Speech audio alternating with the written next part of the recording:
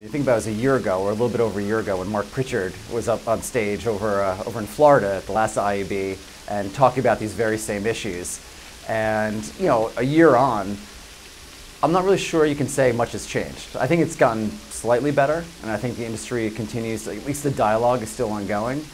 But yet, we ran, our News UK office operations ran a blackout test about a month ago, where basically they, for about half an hour in the middle of the night, they stopped all advertising. They basically shut down DFP and all the exchanges, yet there was still the Sun and Times inventory out there being sold. And so kind of showed that without blackout tests, that potentially millions and millions of dollars are being sent towards these fraudulent sites from buyers who think that they're buying on the Sun or the Times. And we're going to be running a couple of tests here in the US around the same theme. So it just shows you, even a year plus into this conversation about fraud and transparency and a broken supply chain, it's a lot of money still is moving in the wrong direction. We feel it's very important to us because a lot of times these are people, we know we're very confident in our brands. We have great audiences, little to no IVT. We also know, great environments where people are engaged with both the content and the advertising. And it's all obviously, we all produce that content, so you're not worried about user-generated content or random videos on YouTube.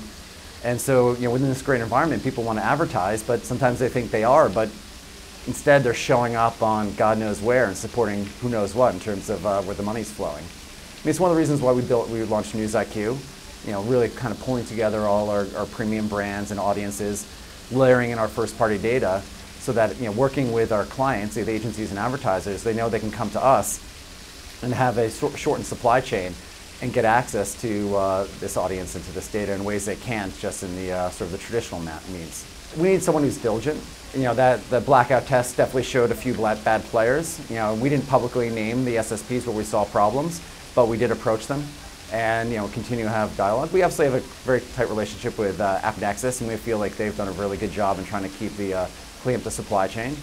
But others, like when you have an industry built around fraud and billions of dollars, clearly these are people incentivized to keep finding ways around changes to the industry. We embraced ads.txt, and that's a step in the right direction, but that's not a cure-all to all the issues. So what do you think some of the concerns are on the buy side? What are some of the demands that you're hearing? Well, I think that they want, there's always still the issue they want viewable ads, right? Let's put aside those basic things that have been very legitimate requests. I think they just want to know, are they actually advertising with us? When they come in and buy an impression, is it a real person? Is it really in that environment that they think they are? We're trying to provide that transparency. We guarantee a brand safe environment and people advertise with us directly. We also make sure that they have granular insights. We're actually going to be leveraging natural language processing to have a deeper insight into our content, and also allowing our advertisers to make either target away or against, because obviously there's always concerns these days about being associated with certain types of content.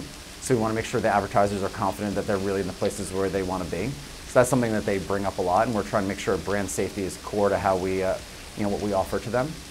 And I think that when they come in and buy programmatically in the deal ID, they want the insights. Why is it performing? If they're trying to buy, why are they not winning bids? And we're also adding an additional layer of insights there. And we're going to be working very closely with our trading desks to make sure they have the information that they can transact on our inventory and get access to this audience in a way that works for both parties. And what about access to data? Are you happy with sort of what you have to work with? Are there things that you hope you would have that you don't have?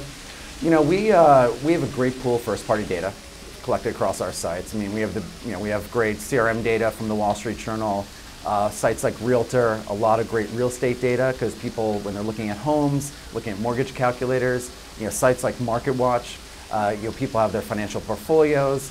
So, users are obviously sharing their information with us because we're offering tools and products that are relevant to them and provide a utility.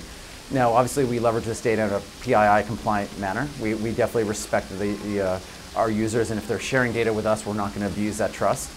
But this pool of data, which continues to grow, has really been proven to be valuable to our advertisers. We're then able to target the right people on our sites in ways that, leveraging data they can't get elsewhere. I think there's a lot of mistrust these days with third-party data. I think it's been shown to be its fidelity not very strong. And so advertisers would much rather leverage a first-party data from us, get closer to the source, and know that they're getting what they're paying for.